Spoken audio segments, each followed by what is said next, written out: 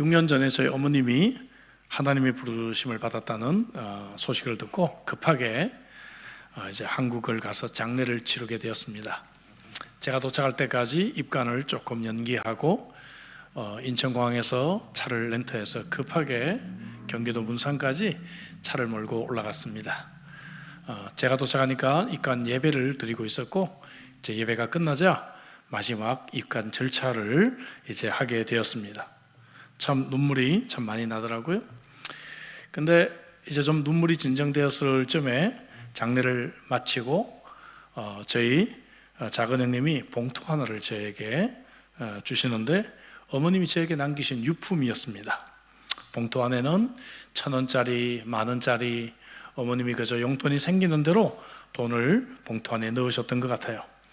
제 기억에 40만 원 조금 넘는 돈이 그 봉투 안에 들어있었고, 봉투에 제 이름을 쓰시고는 미안하다, 어미를 용서해라, 이런 말이 힘없는 삐뚤삐뚤한 글씨로 적혀져 있었습니다. 어머님은 제가 어렵게 영주권을 받게 해드렸는데 한국에 돌아가셔서 다시 시드니로 오지 못한 것에 대해서 늘 마음에 큰 짐을 가지고 계셨고, 그래서 아마 그 봉투를 남기셨던 것 같습니다. 그것을 딱 받고 글을 읽는 순간에 참 눈물이 왈칵 쏟아졌습니다. 아버님이 돌아가시기 일주일 전에, 벌써 오래전이죠, 저에게 국제전화를 하셨습니다. 그리고는 다짜고짜 내 엄마를 부탁한다, 이런 말씀을 하셨어요. 뭐 엄마를 부탁해, 그런 것도 있었지만, 그러시면서 하신 얘기가, 네 엄마 부잣집에서 가난한 집에 시집 와가지고 처음에 배를 많이 곪고 고생을 했다, 평생 고생을 한 엄마다, 네 엄마를 잘 부탁한다, 이런 유언을 아버님께서 저에게 남기셨습니다. 그 유언을 지키기 위해 저는 어머님을 호주로 모시고 갔고, 어렵게 약식 재판까지 가는 재판을 통해 가지고 변호사 한 명 없이 제 혼자 싸워서 영주권을 받아내고, 그렇게 최선을 다했는데 결국 어머님은 돌아오시지 못하고 한국에서 하나님의 부르심을 받았던 것이죠. 여러분, 누군가의 이 유언을 접할 때 우리는 심각해지지 않을 수가 없습니다. 그리고 그 유언은 늘 우리의 가슴 속에 남아있게 마련입니다. 오늘부터 저와 여러분들이 함께 생각해 볼 이 디모데후서는 바울이 남긴 유언과 같은 그러한 말씀입니다. 그래서 어떤 신학자는 말하기를, 눈물이 앞을 가르는 일이 없이는 결코 이 디모데후서를 읽을 수가 없다, 그런 말을 남겼습니다. 우리가 그런 마음으로 디모데후서를 읽어야 되지 않을까 생각합니다. 제가 근래 디도서 강의를 했는데 디도서 강의가 여러분들에게 좀 도움이 됐던 것 같습니다. 그리고 온라인 설교를 들으시는 분 중에, 우리 교인이 아닌 분 중에서도 디도서를 통해서 큰 은혜를 받았다고 저에게 메시지를 보내온 분이 계셨습니다. 자, 이제 목회 서신 중에 3권이죠. 디모데전서, 디모데후서, 디도서인데 어떻게 하다 보니까 거꾸로 가게 되었네요. 디모데후서를 말씀을 생각하고 내년에 기회가 되는 대로 디모데전서를 주일 낮 예배 시간에 강의를 하려고 일단 계획을 세워 놓았습니다. 여러분, 디모데후서는 바울이 로마 감옥에 2차 투옥이 되어서 죽음을 기다리면서 마지막으로 쓴 성경입니다. 그래서 모든 교회에 보내는 바울의 유언과 같은 그러한 말씀이라는 생각을 가지고 이 글을 읽어야 합니다. 이 서신을 기록한 사람은 누굴까요? 바울 사도죠. 바울 사도. 근데 이제 바울 사도의 당시 배경을 우리가 좀 생각해 볼 필요가 있습니다. 제가 디도서 강의를 하면서도 잠깐 언급을 했지만, 바울은 로마에서 잡혀서 1차 투옥이 되고 난 뒤에는 그리고 그가 다시 석방이 돼서 2차 투옥 전까지 선교 여행을 또 가게 됩니다. 그래서 그가 지도를 잠깐 보시면 이제 로마에서 시작을 해가지고 스페인까지, 이제 그 당시 지구의 끝이 스페인이라고 생각했잖아요. 그래서 스페인까지 이제 갔다가 그곳에서 한 바퀴를 돌아서 이제 그레데 섬에 옵니다. 그레데 섬까지 와가지고 그레데 섬에서 누구를 남겨놔요? 디도서에서 나왔잖아요. 누구를 남겨놔요? 디도를 그 그레데 섬에 남겨놓게 되는 것이죠. 예. 그리고 다시 에베소를 방문해가지고 누구를 남겨놔요? 에베소에? 예? 이거 어려운 게 아닌데 이게 눈치로도 맞출 수 있는 건데 에베소에서 누구를 남겨놔요? 예. 지금 이 성경을 누구한테 쓴 성경이에요? 디모데를 에베소에 남겨놓게 되는 것입니다. 그리고는 아마도 빌레몬을 만나기 위해서 골로새로 갔을 것입니다. 골로새로 가고 난 뒤에 다시 마게도냐로 이렇게 와서 마게도냐에서 지금의 그리스 지역이죠. 여기서 잠깐 머물러요. 여러분 보시면 초록색 지도가 초록색 방향이 이제 지금 얘기하는 거예요. 로마에서 이탈리아, 로마에서 출발해서 스페인을 갔다가 그레데라고 하는 섬 밑에 있죠.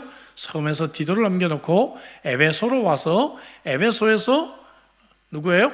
에베소에서 누구? 디모데를 남겨놓고 골로새에 와가지고 누구를 만나요? 빌레몬을 만나고 난 뒤에 마게도니아, 지금의 그리스 지역의 마게도냐에서 잠시 머물렀던 것 같습니다. 이곳에서 디모데의 전서와 디도스를 썼어요. 에베소에 남겨놓은 디모데를 위해서, 또 그레데에 남겨놓은 누구요? 디도를 향해서 디모데 전서와 이제 디도스를 성경을 쓰게 되는 것입니다. 그리고 난 뒤에 다시 에베소로 와서 디모데를 다시 만나겠다는 그 약속을 지켰을 것이고, 드로아 항구에 와서 그곳에서 가보의 집에 자기의 가보와도 같았던 몇 권의 책과 또 겉옷을 두고서 고린도로 갔다가 로마로 가게 되는 그러한 방향이었습니다. 바울이 어디에서 잡혔는지는 정확하지가 않아요. 학자들은 아마 드로아에서 잡히지 않았을까. 그래서 그가 그렇게 소중하게 여겼던 책들과 겉옷을 미처 챙기지 못하지 않았을까, 그렇게 생각을 하기도 하고요. 혹은 고린도로 가는 그러한 여행길에 잡히지 않았을까, 혹은 로마에 도착하고 난 뒤에 바울이 잡히지 않았을까, 여러 가지 추측을 합니다. 어쨌든 바울은 다시 잡혀서 로마에서 2차 투옥이 됐는데, 바로 이때가 우리가 세계사에서 공부했던 네로의 박해가 가장 심할 때였습니다. 그래서 그는 그때 체포되어서 감옥에서 죽음을 기다리면서 디모데후서를 기록하고 있다.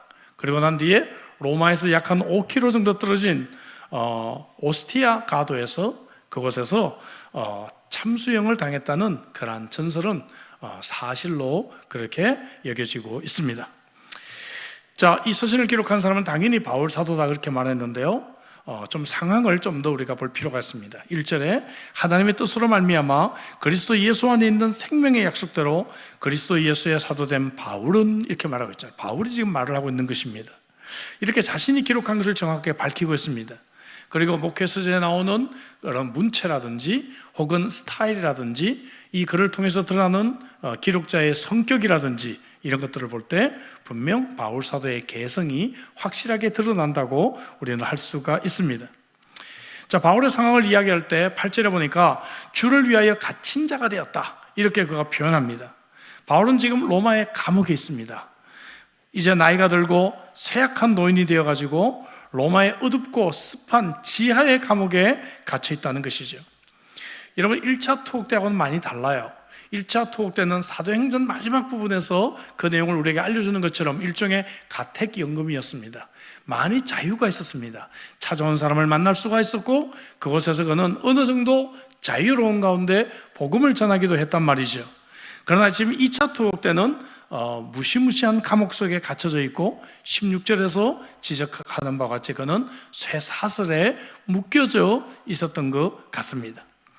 자, 이제 그는 죽음을 기다리고 있어요. 사역을 마치고 죽음을 기다리고 있는 상황입니다. 4장 7절에 보니까 나는 선한 싸움을 싸우고 나의 달려갈 길을 마치고 믿음을 지켰다, 이렇게 고백하고 있지 않습니까? 그래서 그는 이제 내가 죽기 전에 내가 지금까지 깨달은 것, 내가 가지고 있는 이 보물들, 이러한 것들을 미래의 세대에 잘 전달을 해야 되겠다. 그래서 제가 디모데후서의 전체적인 제목을 오늘 설교 제목처럼 계승되어야 될 복음, 정말 내가 믿고 있는 이 복음이 후세에 잘 계승되어야 되겠다 하는 사명을 가졌을 것입니다. 그래서 디모데후서 2장 2절에 나오는 것처럼 또 내가 많은 증인 앞에서 디모데에게 말하는 거죠. 내게 들은 바를 충성된 사람들에게 부탁하라. 디모데가 충성된 사람들에게 부탁하면 그 이야기를 들었던 충성된 사람들이 또 다른 사람을 가르칠 수 있을 것이다. 이런 기대를 가지고 그는 디모데에게 이 편지를 쓰고 있다는 것입니다. 그래서 바울 사도는 이 4대에 걸쳐서 바울과 디모데, 충성된 사람들, 또 다른 사람들로 이 복음이 계승되기를 그는 기대하고 있었다는 것이죠. 뿐만 아니라 그때 상황을 보면 네로 황제의 박해 소식과 더불어서 아시아에서 많은 사람들이 바울을 배신했다는 소식도 들려오고 있습니다. 15절 볼까요? 아시아에 있는 모든 사람이 나를 버린 이 일을 내가 아나니, 이렇게 말하고 있잖아요. 바울이 그렇게 목숨 바쳐서 복음을 전했는데 아시아에 있는 많은 사람들이 바울을 배신했다는 이야기까지 들리고 있습니다. 그래서 초대교회 어떤 주교는 이 부분을 주의하면서 이렇게 말을 했어요. 기독교가 거의 전멸 위기에 있었다. 바울이 이 디모데 후서를 쓸 때는 겉으로는 네로 황제의 박해, 안으로는 바울이 복음의 씨를 뿌렸던 아시아의 많은 사람들이 바울을 배신한, 정말 기독교가 거의 전멸 상황에 있었다. 이런 위기 상황 속에서 바울이 디모데 후서를 쓰고 있었다는 것을 기억하고, 그래서 바울은 어떻게 쓰든지 간에 나는 죽지만 내 영적인 아들과 같은 디모데에게 내가 깨달았던 이 복음을 잘 계승하고 전수해야 되겠다는 간절한 마음이 이 디모데 후서에 묻어나고 있다는 것입니다. 자, 1절에서 바울은 자신의 사도성을 이제 강조하고 있습니다. 하나님의 뜻으로 말미암아 그리스도 예수 안에 있는 생명의 약속대로 그리스도의 예수의 사도된 바울은 했어요. 여러분, 사도란 말이 나오는데요, 사도란 말은 아무에게나 쓰는 말이 아니에요. 사도는요, 첫째 예수님을 만난 사람이어야 합니다. 직접 만난 사람. 기도 중에 하나님의 음성이 들려서 그런 거 빼고요, 그죠? 예수님을 직접 만난 사람. 두 번째는 예수님으로부터 직접 사명을 받은 사람. 최소한 이 두 가지 조건이 이제 갖춰져야 사도란 말이죠. 그러니까 우리는 12사도라고 해요. 12사도. 맞죠? 12사도. 그리고 난 뒤에 바울을 사도라고 할 수 있는 이유는 뭡니까? 바울도 역시 다메섹으로 가는 길에서 예수님을 직접 만났고 예수님으로부터 이방인의 사도라고 부르심을 받은 사명이 그에게 주어졌다는 것입니다. 자, 자신의 사도직의 기원과 목적을 1절에서 설명하고 있습니다. 자, 여기 보니까 기원은 뭡니까? 하나님의 뜻으로 말미암아 했어요. 내가 사도가 된 것은 내가 좋아서 된 것이 아니고, 내가 이것저것 하다니까 목사님 저는 사업도 실패하고 이것도 실패하고 저것도 실패하고 그래서 그냥 목회나 하랍니다. 그런 분들이 과거에 계셨단 말이죠. 그때 제가 존경하는 어느 목사님이 그 얘기를 하셨어요. 너는 목회도 실패하니까 하지 마. 물론 하나님께서 우리의 실패를 통해서 우리의 길을 인도하시는 것도 그런 경우도 있습니다. 그러나 여러분, 이 목회가 꼭 실패해서가 아니라 하나님의 특별한 부르심이 있어야 되겠죠. 그래서 바울 사도는 내가 사도가 된 것은 이것은 내 은사가 맞거나 이것저것 할 게 없어서 내 목사가 되는 것이 아니라 하나님의 뜻으로 말미암다 하는 것이죠. 하나님의 뜻으로. 제가 호주 오니까 비행기 안수도 있더라고요. 비행기 안수. 뭔지 아시죠? 잘 모르세요? 비행기 안수 뭔가 하면은 한국에서 목사가 아니었는데 갑자기 호주에서 목사가 되신 분들이에요. 그럼 비행기에서 안수를 받았다는 얘기잖아요, 그죠? 그래서 비행기 안수란 말이 있더라고요. 여러분, 정말 이 사도직, 하나님의 이 부르심은 정말 하나님의 뜻으로 말미암아 되는 줄로 믿습니다. 바울은 자기 신선 13편의 서신 가운데 무려 9편이나 내가 바로 하나님의 뜻으로 사도가 되었다, 이것을 강조하고 있어요. 자, 목적은 1절에 예수 그리스도 안에 있는 생명의 약속 때문에 내가 바로 사도가 되었다. 왜 사도가 되어요? 예수 그리스도 안에 있는 생명의 약속. 이게 뭐예요? 복음이죠. 쉽게 말하면 이 복음 때문에 내가 사도가 되었다는 거예요.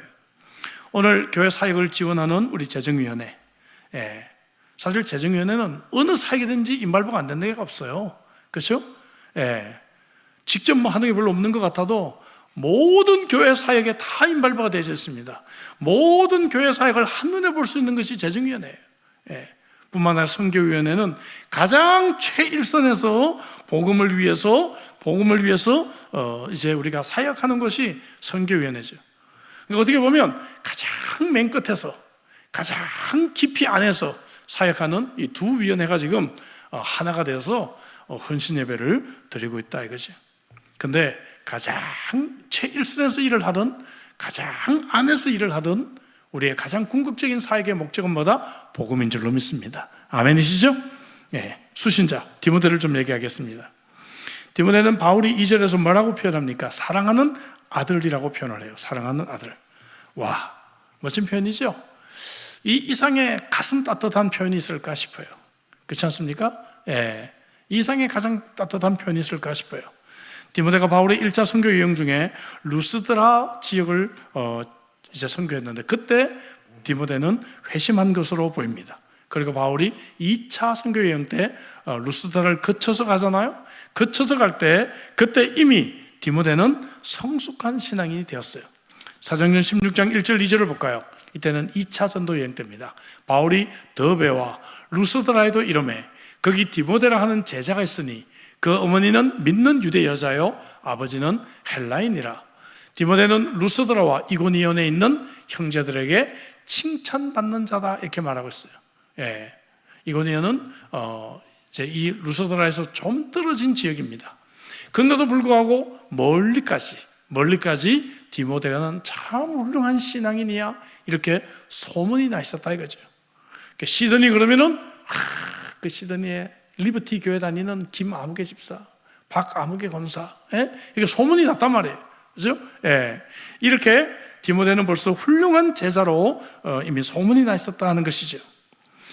바울은 디모데를 가리켜서 빌립보 2장에서 이 디모데와 같은 사람이 없다 이렇게 칭찬해요. 이 19절 20절을 볼까요?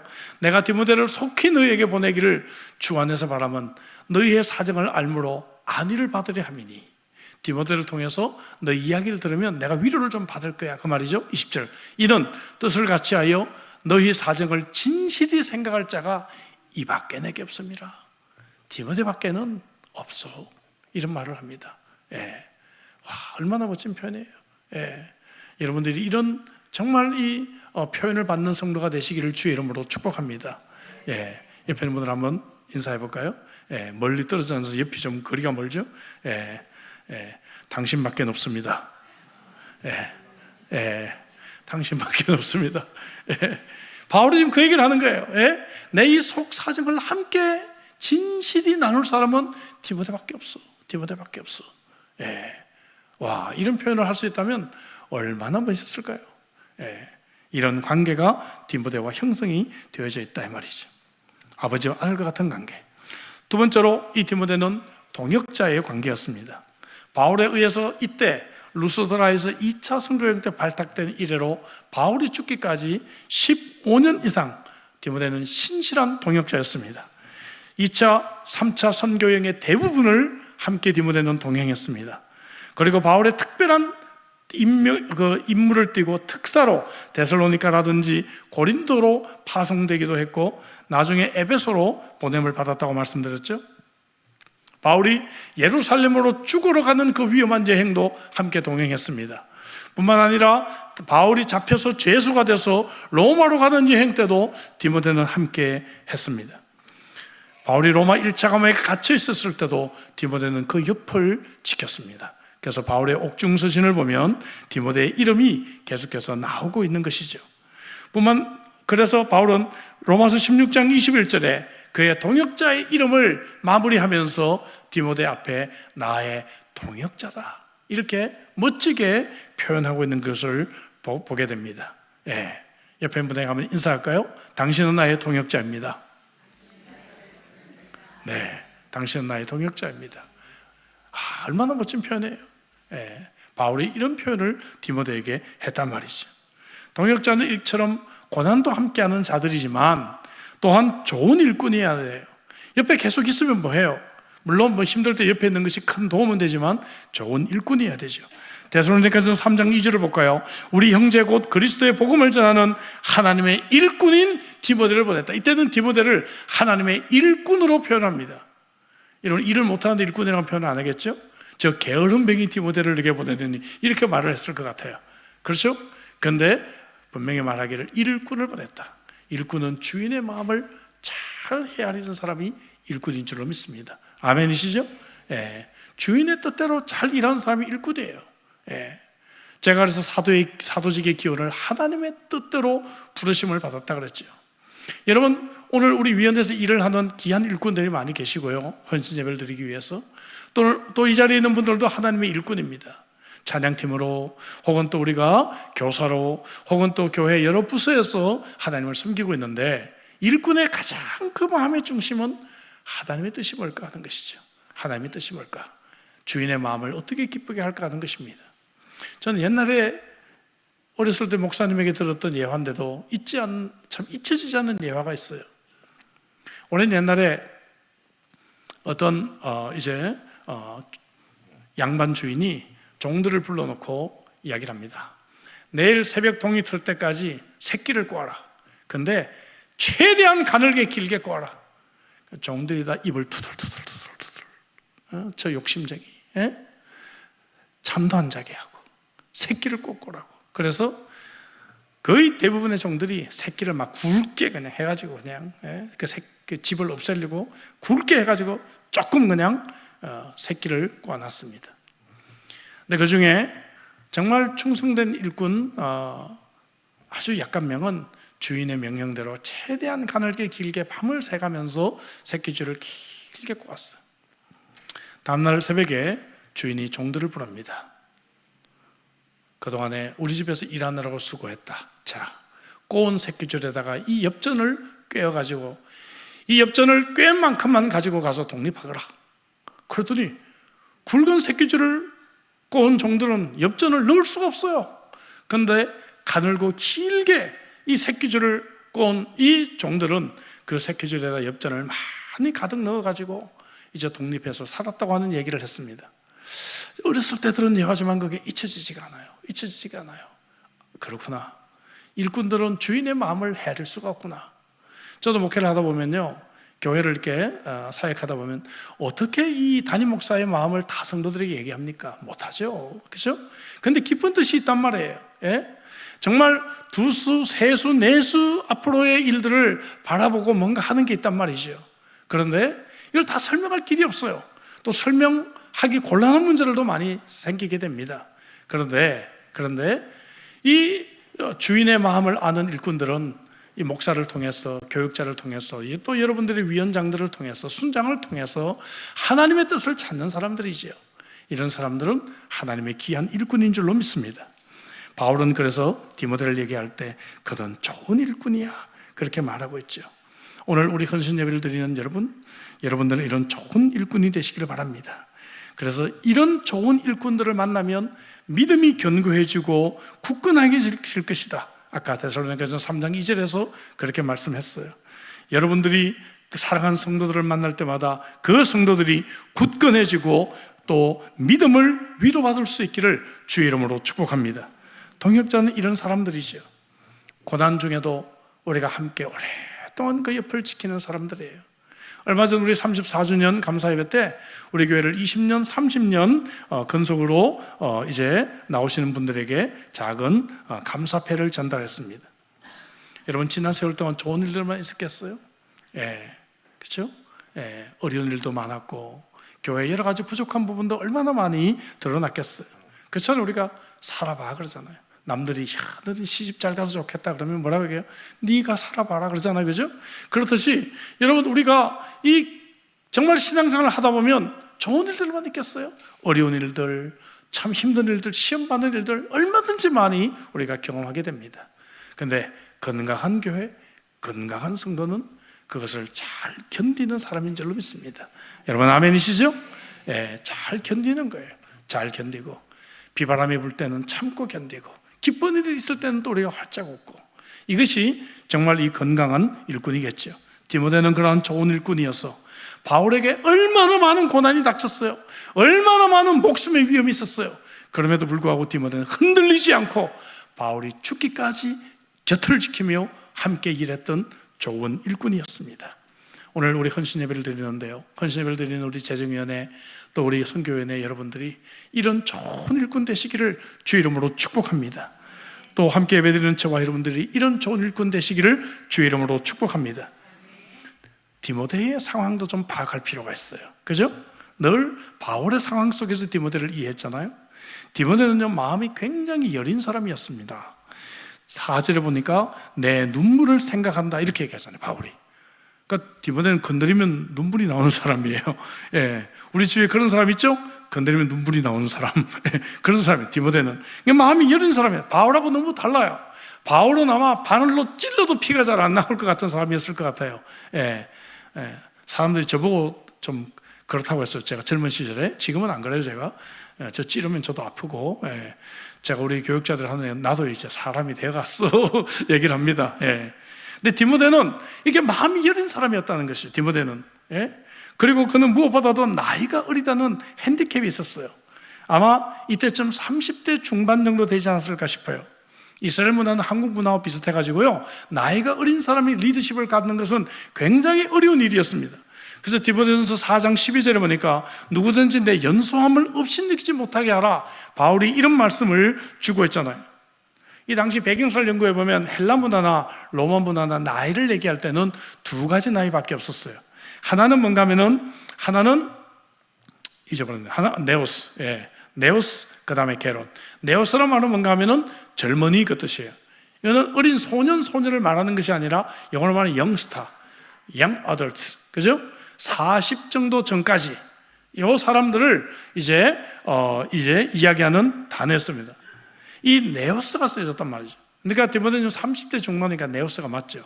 게로는 그 이상의 시니어들을 말하는 그런 표현이었단 말이죠. 근데 거의 대부분의 이 이스라엘 문화에서 지도자가 되는 것은 네오스에서 될 수가 없었어요. 다 게론이 돼야 이제 뭔가 됐단 말이죠.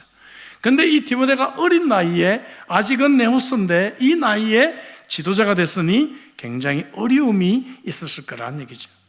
또 디모데는요, 몸도 약하고 병이 있었어요. 디모데 전서를 보면 디모데에게 자주 나는 병에 대해서 언급을 합니다. 그러면서 5장 23절을 볼까요?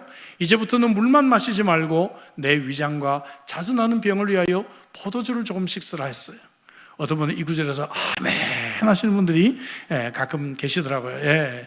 그리고 목사님, 성경에 포도주를 먹으란 말이 나와요. 그리고 막 감동을 받아가지고 저한테 가져오는데, 이때 이 포도주는요, 술을 먹으라는 얘기가 아니라 이 포도주 약입니다. 약. 여러분, 이때는 지금처럼 약이 없었어요. 그러니까 뭘 써라? 약을 쓰라가 말이에요. 디모데야, 물만 먹지 말고 약도 써라. 왜냐하면 그 당시 약을 쓰면 믿음이 부족한가? 이런 오해를 받았거든요. 옛날에 우리 그랬잖아요, 그죠? 뭐 병원 가고 약국 가면 왜 기도 안 하지? 이렇게 생각하잖아요, 그죠? 예, 잘못된 신앙이죠. 당연히 기도해야 되지만 약이나 병원도 하나님이 주신 것이니까 당연히 약도 쓰라, 이렇게 얘기를 합니다. 어쨌든 포인트는 디모데는 뭔가 자주 나는 병이 있었고 고질병이 있었을 것이다 하는 것이죠. 또 앞에서 언급했지만 디모데는 마음이 굉장히 약한 사람이었습니다. 그래서 문제가 많은 고린도에 이 디모데를 보낼 때, 여러분 고린도 교회가 문제가 많았다는 거 아시죠? 예, 이 문제가 많고 싸움이 많은 이 교회에 디모데와 같이 마음이 약한 사람을 보내니까 바울이 염려를 했어요, 안 했겠어요? 염려했겠죠. 그러니까 고린도전서 16장 10절에 보니까 뭐라고 얘기합니까? 디모데가 이르거든 너희는 조심하여 그로 두려움이 없이 너희 가운데 있게 하라, 이런 말을 하는 거예요. 디모데는 마음이 약하니까 이 바울하고 틀리거든. 그러니까 디모데를 잘 아니까 바울이 디모데가 가거든 좀 조심해.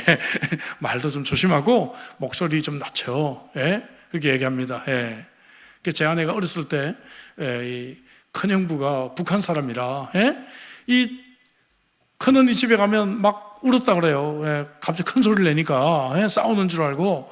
예, 이 마음이 약한 이 시골 이 소녀가 얼마나, 그죠? 이 두려움이 많았겠어요, 그죠? 예, 우리 형님께서 막 북한 사람이 큰 소리로 막 말하니까 싸우는 줄 알고 엉엉 울었다 그러잖아요.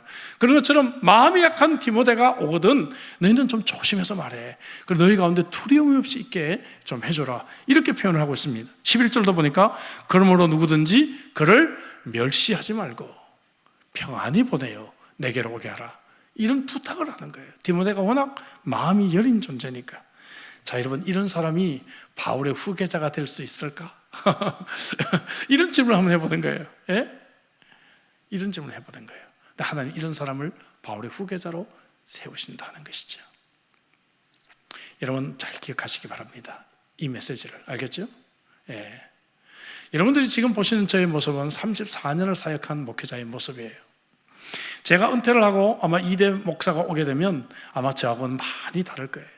마치 여러분들의 아버지하고 갓 이제 결혼한 내 새신랑을 비교하는 것과 마찬가지고, 혹은 여러분들이 오랜 살림에 익숙한 어머니의 이 된장 솜씨와 여러분 물에 손 몇 번 적셔보지 않은 내 와이프가 막 시집와서 음식하는 것과 아마 비교를 하는 것과 같은 그런 느낌이 들 수도 있단 말이죠. 그렇죠? 근데 하나님은 이런 디모데와 같은 사람도 쓰신다는 거예요. 그러니까 저 같은 사람도 목회를 하고 여기까지 왔단 말이죠. 여러분, 제가 20대 후반에 이 호주에 유학을 와가지고 호주 교회를 다닐 때 제가 호주 교회에서 장로로 피택을 받은 사실을 말씀드렸죠. 호주 목사님이 어느 날 갑자기 저희 집을 찾아오셨어요. 그러더니 당회를 했는데 너를 이번에 장로 선거 때 너를 장로 후보로 추천하기로 했다 그러더라고요. 그래서 저는 농담하는 줄 알았어요. 그래서 목사님하고 농담을 하던 사이니까 나 장로는 싫고 나 담임 목사 할래 그랬어요. 제가 농담으로. 당연히 저 농담으로 생각했죠. 한국 문화에 무슨 20대 후반이 뭐 장로가 됩니까? 교회나 작아야지. 거의 호주인들만 모이는 한 300명 모이는 대교회였단 말이죠. 그때는 목사님 정색하라고 농담 아니라고, 이 진짜라고. 몇 번 사양을 하다가 가만히 생각하니까 사양할 게 아닌 것 같아. 어차피 투표하면 떨어질 걸 내가 마치 투표하면 되기라도 할 것처럼 내가 자꾸 이게 미루는 것 같더라고요. 그래서 몇 번 사양을 하다가 투표 한번 해보자고. 근데 저는 자신이 있었습니다. 왜냐하면 나는 100% 떨어질 거라는 자신이 있었습니다. 왜냐하면 제가 영어도 더듬거렸죠. 나이도 20대 후반이지. 거의 95%가 백인들만 모이는 교회였는데 그때만 해도 코리아는 모르는 분들이 많았어요. 이제 막 서울올림픽 해가지고 사람들이 서울올림픽 봤다 이런 분들이 막 생겼거든요. 올해 이민 오신 분들은, 오래전에 오신 분들은 알 거예요. 그러니까 저는 100% 자신이 있었습니다. 정말. 난 100%가 안 되는 건데, 근데 이거 내가 괜히 뭐 안 한다고 뻗ing긴다는 게 이게 더 우스운 것 같다. 그래서 뭐 하려면 해봐 그랬어요 제가. 그러다가 털커덩 제가 장로가 되었습니다. 장로가 되었어요. 그래서 이걸 어떻게 해야 되나 이거를. 아니 세상에 20대 후반에 무슨 장로가 돼. 저 자신도 이게 받아들이지 않더라고요. 근데 어느 날 큐티를 하다가 하나님이 그런 마음을 주셨어요. 뭔가 하면은 디모데전서 4장 12절 말씀에 누구든지 내 연소함을 업신여기지 못하게 하고, 이 말씀이 하필이면 그때 딱 마음에 와서 꽂히는데, 하나님, 이게 하나님의 뜻이라면 제가 제 자신의 기준을 내려놓고 순종해야죠. 그런 마음을 하나님이 주셨어요. 그래서 제가 순종을 했는데, 그때 제가 장로가 되어서 호주에서 당회하는 것을 볼 수가 있었고요. 그 다음에 거기서 노회에 파송이 돼가지고 노회에서 일하는 것을 배울 수가 있었고, 제가 어린 나이에 부족했던 그런 목회 훈련들을 하나님께서 그런 방식을 통해서 저에게 훈련을 시켜주신 하나님의 계획이었다 하는 것을 보게 됩니다. 뿐만 아니라 제가 졸업반이 되니까 이제 한국인 첫 번째 이제 졸업생이 되잖아요. 그러니까 호주 이 분들이 바빠졌어요. 그전까지는 저 영어도 버벅이는 저놈이 이제 졸업이나 할까 싶었는데 졸업반이 되니까 이분들이 바빠졌어요. 나는 뭐 이게 뭐 상황이 어떻게 돌아가는지도 모르고 있었는데 나는 그냥 오로지 졸업 이것밖에 없었는데 이분들은 이제 졸업하고 나면 쟤를 어떻게 하지 막 고민을 하더니 목사 후생을 빨리 만들더라고요. 그러더니 이제 자기들끼리 의논하더니 스트라스필드에 저기 한인교회를 개척하게 해라 해가지고 거기다가 교회를 개척을 시켜요. 그래서 제가 만 30세의 나이에 그곳에서 한인교회를 개척하게 됩니다. 그러면서 내가 지금 뭐 하고 있는 것이 내가 지금 만 30에 담임 목사가 되네. 내가 지금 뭘 하고 있는 건지도 제가 잘 모르겠더라고요. 유학생만 11명 데리고 그래서 교회를 개척하게 됐습니다. 디모데와 같이 나이도 어리고 경험도 미천한 저를 정말 하나님의 뜻대로 교회를 개척하게 되었다는 거죠. 성격 디모데를 얘기했는데 디모데하고 저는 좀 굉장히 반대의 기질입니다. 반대 기질이에요. 저는 제가 간증을 하지만 대학교 1학년 때부터 저는 고학을 한 사람이에요. 살아남은 사람입니다. 그러다 보니까 제가 이 잡초근성이 있어서 아마 유학생활도 제가 잘 마쳤는지 몰라요. 그러다 보니까 저는 저도 모르게 굉장히 강인한 성격이 형성됐어요. 그리고 내 혼자의 독립심이 굉장히 커져 있었고, 그리고 강한 그런 리더십. 또 어렸을 때 또 운동을 했잖아요. 그러다 보니까 승부근성이 있고, 이러다 보니까 이 목회를 하기에는 이게 빵점이에요. 이런 성격은 사실상. 그렇죠? 목회 그러면 좀 그래도 한인 목회는 특히 뭔가 좀 따뜻하고, 그죠? 뭔가 막 성도들이 오면 막 이렇게 막 안아주고 싶은 막 이런 게 있어야 되는데, 저는 그런 것보다는 좀 CEO 같은, 그죠? 이런 스타일이다 보니까 이게 좀 내가 이런 성품을 가지고 목회를 하는 것이 맞나? 굉장히 고민을 했단 말이지요. 성품적으로 볼 때도 부족하고. 그래서 이렇게 보면 제가 이게 담임 목회를 이렇게 한다는 자체가 기적이죠, 기적. 하나님은 근데 이런 상황에 있는 사람도 하나님은 쓰시더라 하는 거예요. 여러분, 아멘이십니까? 별로 아멘 안 하시네. 어쩔 수 없어요. 여러분, 아멘 안 하셔도 저는 이미 34년 했으니 어떡합니까? 그죠? 예. 근데 이 디모데를 볼 때 바울과 비교할 때 너무 이거는 이런 디모데가 과연 이 위대한 바울의 후계자가 될 수 있을까? 와, 답이 안 나와요. 인간적으로 볼 때는. 여러분, 그런 상황을 우리가 만날 때가 있단 말이죠. 여러분들의 딸이 사위를 데리고 오는데 이거 답이 안 나오는 사위를 데리고 올 때가 있단 말이죠. 그죠? 여러분들의 아들들이 답이 안 나올 것 같은 며느리감을 데려올 수도 있어요. 예. 예? 예. 이 리버티 교회 2대 목사, 리버티 교회 우리 기간의 목사, 전도사들이 여러분들의 시각으로 볼 때는 너무나 부족한 사람들이 세워질 수도 있다 그 말이죠. 여러분, 그런데 여러분, 우리가 이 말씀을 기억하십시다. 그죠? 디모데는 바울과 비교할 때 너무 부족한 사람이었는데 하나님은 이런 사람을 바울의 후계자로 세우고 있단 말이죠. 그래서 디모데 후서는 진지한 말씀들이 이어지기 시작합니다.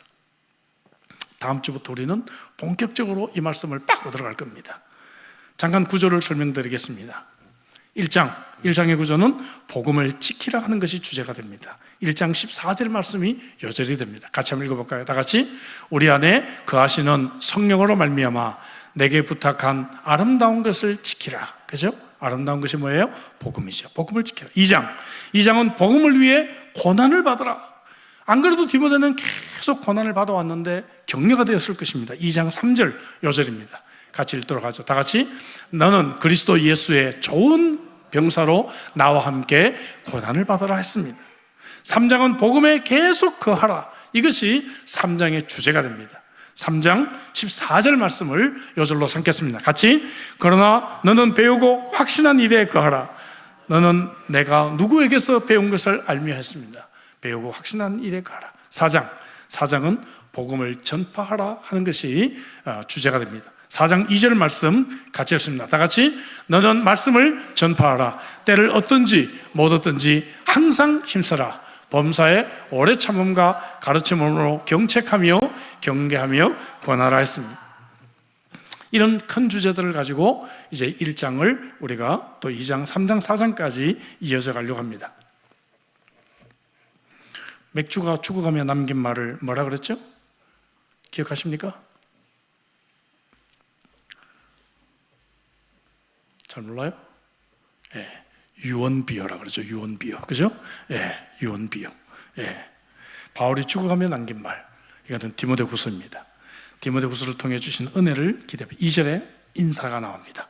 바울의 전형적인 인사, 은혜와 평강인데 긍휼이 합쳐졌어요. 2절 하반절에 보니까 은혜와 긍휼과 평강이 내게 있을지어다 했어요. 디모데 전서에도 긍휼을 추가했습니다. 특별히 디모데에게 보낸 편지는 이 긍휼이란 단어를 추가하고 있다는 것을 보게 됩니다. 은혜는 몇 번 설명드렸지만 도무지 받을 자격이 없는 자에게 베풀어지는 호의, 선물, 이것을 은혜라고 합니다. 은혜, 알겠죠? 예. 긍휼은 뭔가 도저히 받을 자격이 없는 자에게, 아니 뭡니까? 반대로 그것은 은혜이고, 긍휼은 반대로 마땅히 받아야 되는데 면제해 주는 것을 긍휼이다 그렇게 표현을 해요. 왕이 도저히 갚을 수 없는 이 종의 빚을 탕감해 주는 것이 긍휼입니다. 평강은 불의로 망가진 삶이 회복되는 것을 평강이라고 표현을 합니다. 은혜와 평강과 긍휼과 평강, 이 세 가지를 가지고 바울은 축복하며 디모데후서를 쓰고 있습니다. 저도 동일하고 이 세 가지 참으로 인사를 가지고 디모데후서 오늘 서론의 설교를 마무리하려고 합니다. 옆에 무대 가면 인사할까요? 은혜와 긍휼과 평강이 함께 하소서. 인사하겠습니다. 은혜와 긍휼과 평강이 함께 하소서. 제가 수년 전에 어느 젊은 목사님으로부터 전화를 받았습니다. 이곳에서 호주 장로교 신학대학원을 졸업한 후배 한국인 목사님이죠. 목사님 큰일 났어요 그러는 거예요. 이분이 이제 시드니 근교에 있는 이제 교회 담임 목사로, 이제 호주교회 담임 목사로 간 지 한 1년 정도 됐을 때예요. 목사님 큰일 났어요 그러는 거예요. 그래서 또 무슨 일인가 했더니 어제 당회를 했는데 장로님들이 저한테 이제 우리 교회 부임하신 지 1년 됐으니까 당신의 목회 철학은 뭐고 목회를 어떻게 할 것인지 목회 계획서를 다음번 당회 때 발표를 해달라고 얘기를 합니다. 이거 어떻게 해야 되는 거예요? 그러는 거예요. 어떻게 해야 되는 거예요?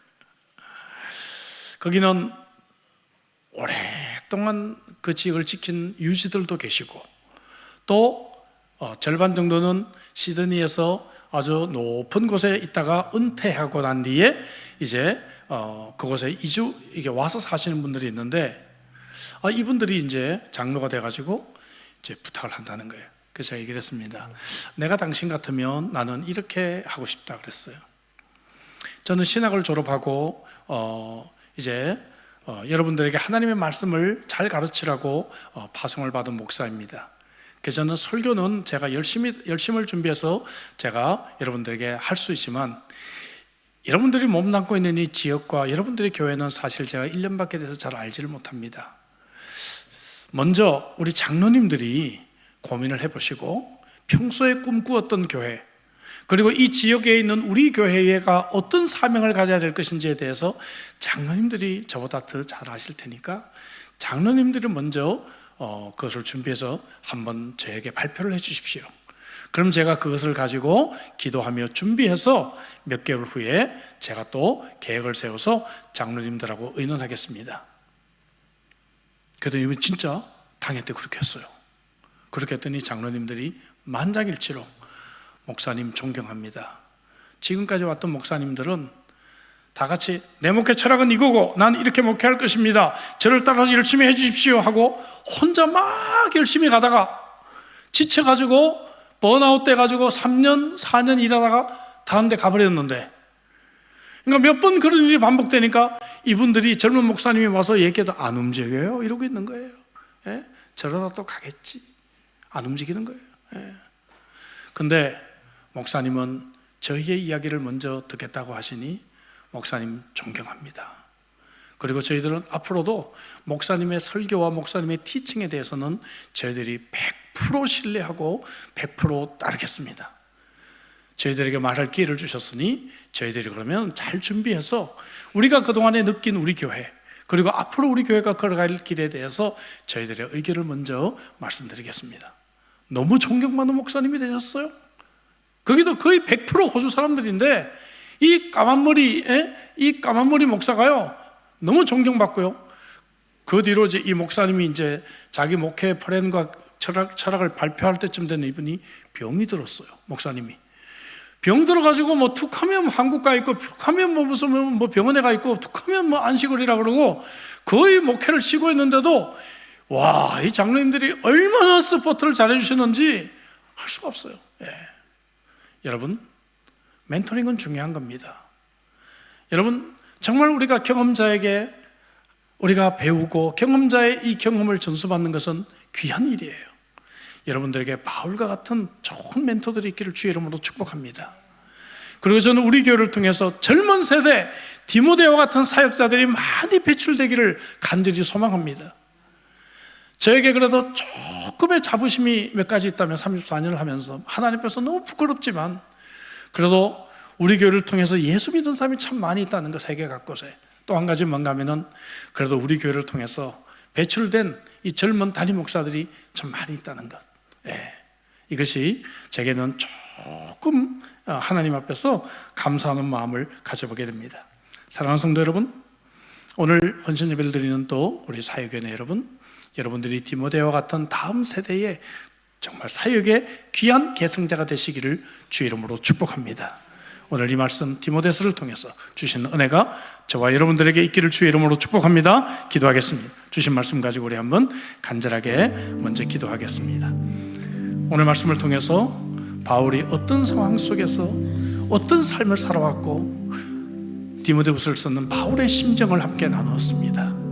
여러분, 그 심정으로 우리도 사역하십시다.